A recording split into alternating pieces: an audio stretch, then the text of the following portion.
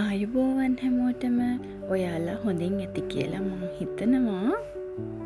අද මටත් වඩා මගේ මහත්තයාගේ ජීවිතේ විශේෂම දවසක්. එයාගේ ලොකුම ලොකු හීනයක් හෙට හැබෑ වෙනවා. ඒ මොකක්ද කිව්වොත් කාලෙක ඉඳලා එයා ආසාවෙන් හිටිය චීනේ යන්න. ගොඩ දවසකට නෙවෙයි, මේ සැරේ යන්නේ දවස් 10කට. එයා මේ විදේශ ගමනකට යන පළවෙනි වතාව. මම එකපාරක් ඇහුවා ඔයාට ඔය ගමන යන්නම ඕනද කියලා. හිතට ටිකක් බයයිනේ, ගිය දවස්වල අනතුරු කීපයකුත් සිද්ධ වුණානේ. එයා කිව්වා ඒක එයාගේ ජීවිතේ ලොකු ටාගට් එකක්, ලොකු හීනයක් කියලා. මගේ ජොබ් එක තමයි හීන පස්සේ දුවන්න උගන්නන එක. හීනයක් නැති අයට හීනයක් දෙන එක. හීන තියන අයට මොටිවේෂන් එකක් දෙන එක. ඉතින් මහත්තයත් මේ හීන පස්සේ දුවන ගමනේ මං එයාටත් අනිවාර්යෙන්ම උදව් කරන්න ඕනනේ. ඒ නිසා මගෙන් වෙන්න ඕනේ හැමදේම එයා වෙනුවෙන් ඉෂ්ට කළා. අපි හැමෝම තුම්බෝදියට ගිහිල්ලා මල් පහන් සුවඳ දුම් පැන් ගිරන්පස දැහැත් බෙහෙත් මේ හැමදේම පූජා කරලා බෝධි පූජාවක් තිබ්බා. මහත්තයා යන්නේ එයාගේ යාළුව දයල් අයියා එක්ක.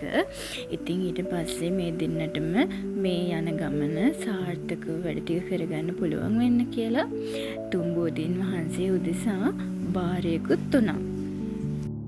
හෙට ගෙනියන්න ඕමනාත බඩු කීපයකුත් ගන්න ටවුන් එකටත් ගිහිල්ලා යන ගමන් පන්සලේ අපේ ස්වාමින් වහන්සේගෙන් ආශිර්වාදත් ලබා ගත්තා. දයාල් අයියටත් වෙනම පිරිත් නූලක් ඉල්ලගත්තා.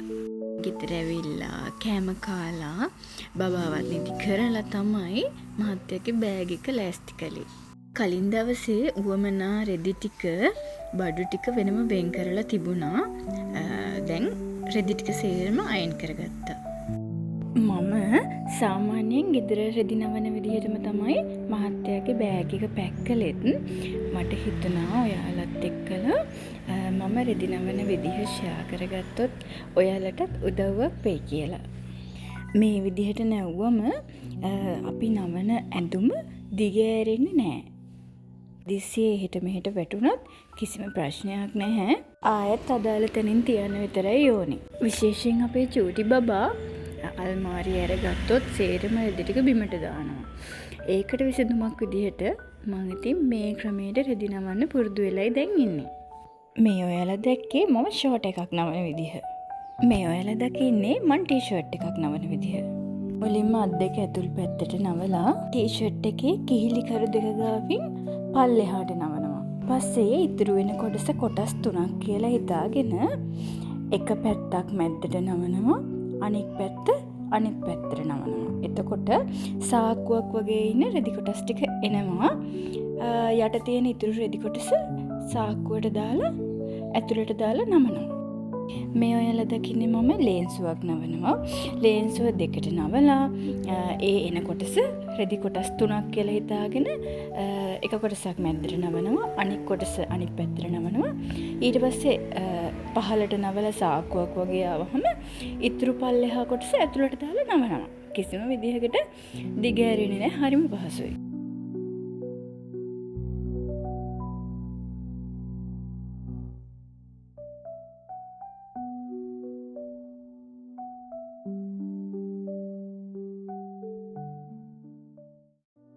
මේ ඔයාලා දකින්නේ මම තව ටී-ෂර්ට් එකක් නවනවා. තේරුනේ නැත්නම් ආයෙ චුට්ටක් බලා ගන්නකෝ.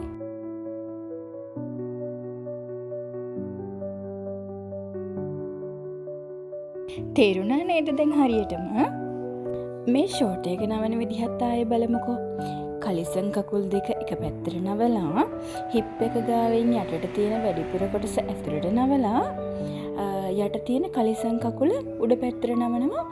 එන්නම කොටස් 3ක් කියලා හිතාගෙන. ඊට පස්සේ ආයෙ ඉන පැත්තෙන් අදාළ කොටස නවලා සාක්කුව වගේ කොටස ඇතුළට දැම්මහම පැක් වෙලා ඉන්නවා හොඳට.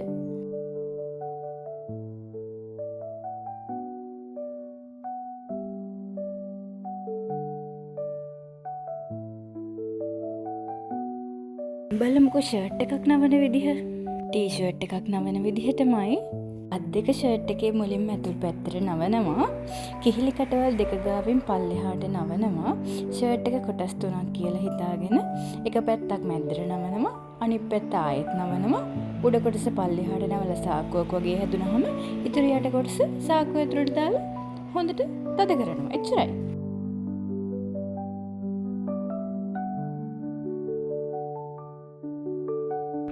දැන් බලමු දිග කලිසමක් නවා ගන්න හැටි. ෂර්ට් එක නවනවා වගේමයි කලිසම් කකුල් දෙක එක පැත්තට නවා ගන්නවා. හිප් එක ගාවින් වැඩි කොටස ඇතුල් පැත්තට නවා ගන්නවා. උඩ පැත්ත කොටස හිප් එක ගාවින් පල්ලෙහාට නවා ගන්නවා.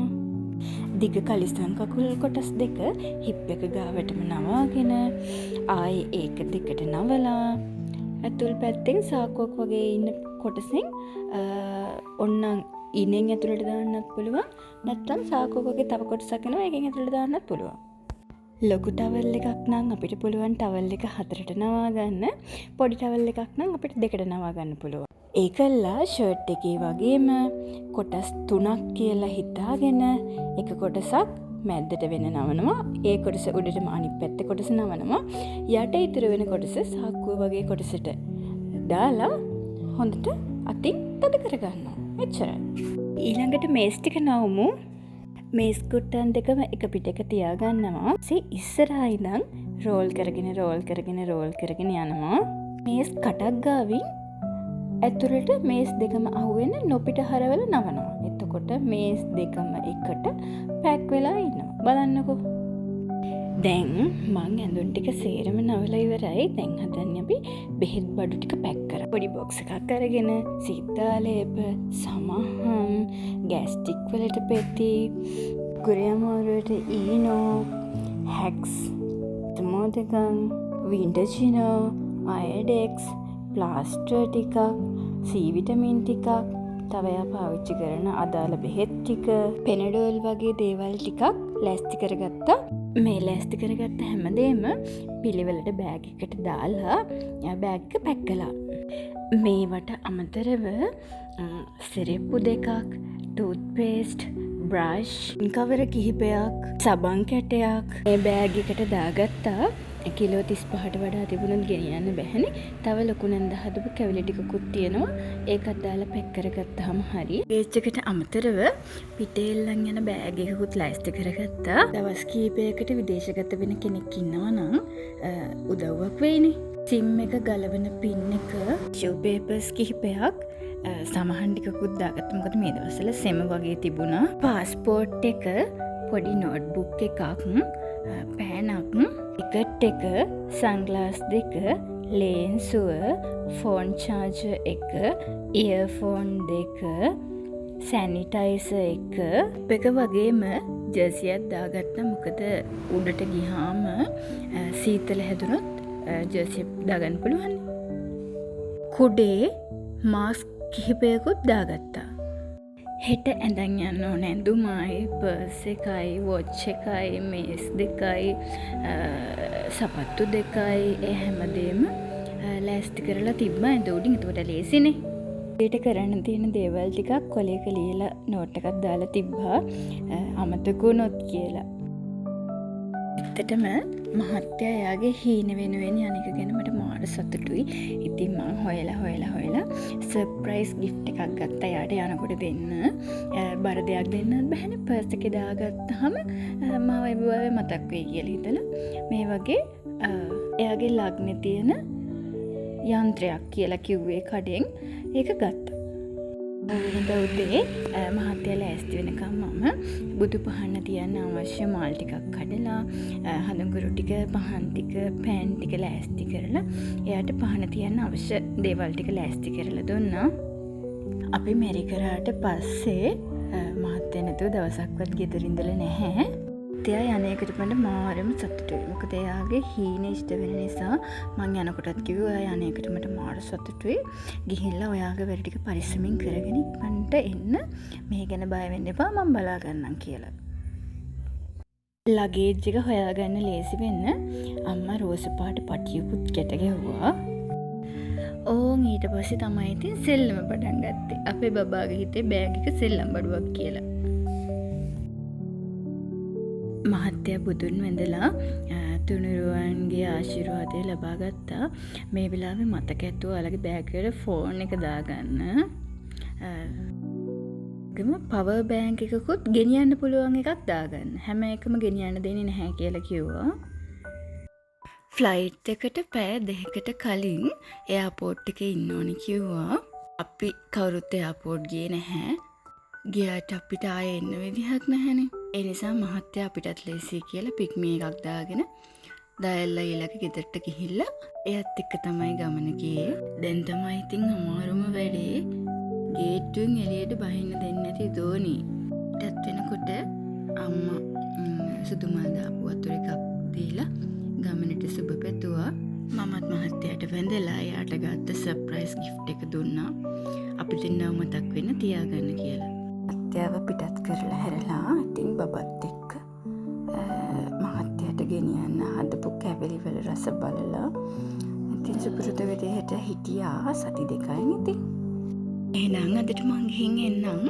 හැමෝම සතුටින් ඉන්න.